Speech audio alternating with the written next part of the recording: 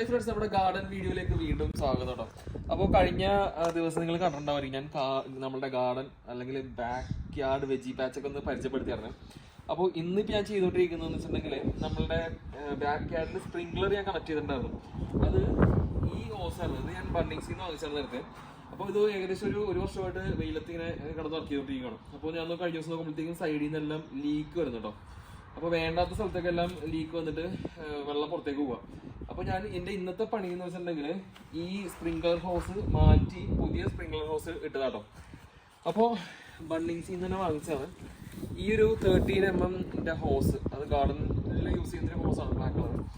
അപ്പം ഈ സാധനം വാങ്ങിച്ചിട്ട് ഈ കാണുന്ന ഈ വെള്ള കല്ലുണ്ടല്ലോ അതിൻ്റെ അടിയിൽ കംപ്ലീറ്റ് ഞാനിപ്പോൾ ഇട്ടേക്കണേ.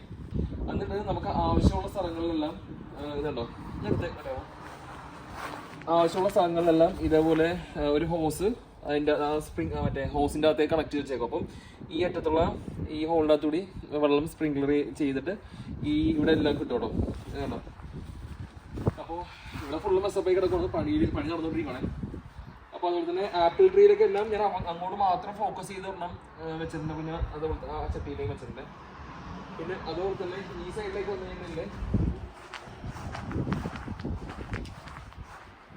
സൈഡിലേക്ക് വന്നിട്ടുണ്ടെങ്കിൽ 360 ഡിഗ്രിയിൽ വെള്ളം തെറിക്കുന്ന സ്പ്രിംഗ്ലറാണ് വെച്ചിരിക്കുന്നത് കേട്ടോ. അപ്പോൾ ഇവിടെ നിന്ന് ഈ അറ്റത്തുനിന്ന് ഈ ആറ്റം വരെ ഒരു 1 മീറ്റർ ഡിസ്റ്റൻസിലിട്ട് ഞാൻ വെച്ചിട്ടുണ്ട് കേട്ടോ. അപ്പം ടാപ്പ് ആ ടൈമിൽ ഓൺ ആയിക്കണമെങ്കിൽ ഓട്ടോമാറ്റിക്കായിട്ട് ആ ഒരു ലൈനിലേക്ക് കൂടി തന്നെ ഫുള്ള് നമ്മുടെ ഗാർഡനിൽ വെള്ളം കിട്ടും കേട്ടോ.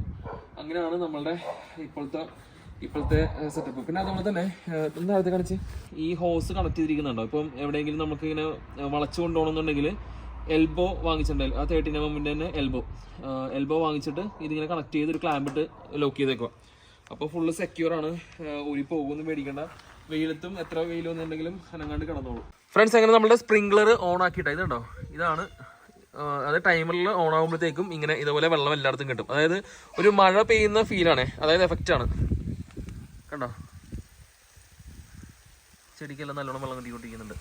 കംപ്ലീറ്റ് എല്ലായിടത്തേക്കും എത്തുവേ. പിന്നെ അതുപോലെ തന്നെ ആ സൈഡിലേക്ക് കാണിച്ചു കേട്ടോ. ഇത് നമ്മളെ ചീരയുടെയൊക്കെ സൈഡ് ഉണ്ടോ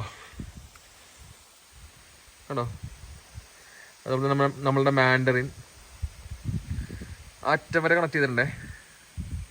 അപ്പോൾ എൻ്റെ ഇത് സെക്കൻഡ് അറ്റംപ്റ്റ് ആണ്, കുഴപ്പമില്ലാന്ന് തോന്നുന്നു. അപ്പോൾ നമുക്ക് എന്തായാലും അടുത്ത വീഡിയോ ആയിട്ട് വീണ്ടും കാണാം. അതിലേക്കും ബൈ.